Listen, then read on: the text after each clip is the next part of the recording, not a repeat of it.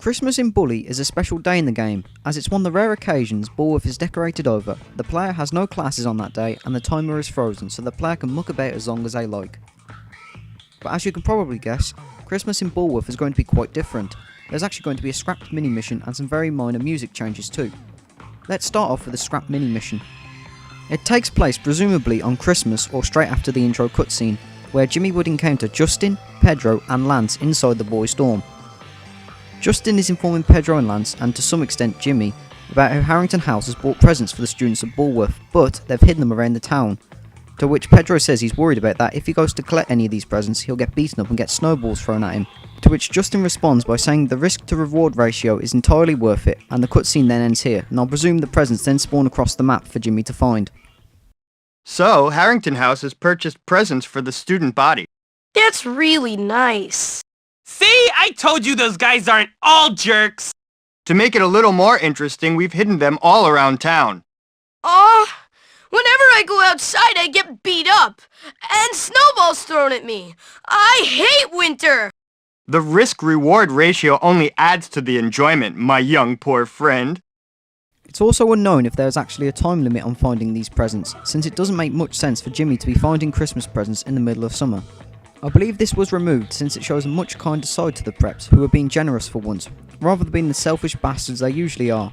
It's really out of character for them to do something nice for the poor people they usually mock. It's unknown what the rewards to finding these presents actually are, since everything except the conversation was removed from the game. I do think the presents would give random rewards, a bit like the crate system in GTA Online, where a random crate would drop somewhere across the map and the player has to race other players to claim the reward. And these rewards would vary from say $2,000 to 5 sticky bombs, to $10,000, a minigun and a free t-shirt. Now obviously Bully doesn't have items like these, but judging from Justin's comment about how the reward to risk ratio being worth it, I'm thinking the presents may have contained powerful weapons like bottle rockets, spud guns and new clothes for Jimmy.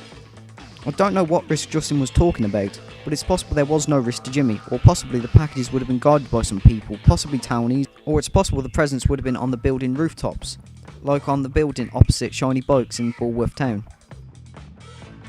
Next up we have another minor event. Well, it's not really an event, it's more or less a special change for Christmas. On Christmas Day, if you entered any store, they'd be playing Christmas songs, rather than the usual song you usually hear any other time of the year. These songs are still in the game's files, and I cannot play them for potential copyright reasons, so I'm going to play a very small snippet of the Aquaberry store theme, which will be playing Jingle Bells.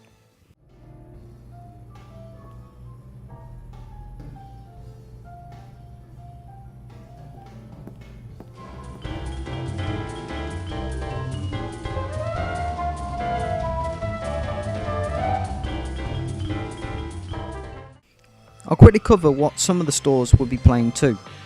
Shiny Bikes would be playing an instrumental cover of Let It Snow. Worn In would also be playing Jingle Bells, but this one would actually have somebody singing it, which makes it the only song in Bully to have actual vocals. Jingle bells, jingle bells, jingle all the way. Dragon's Wing Comics would be playing We Wish You a Merry Christmas, and Yum Yum Market would be playing Deck the Halls. Now what's interesting is according to the game's files, the basement and the tattoo parlour would also be playing Christmas music.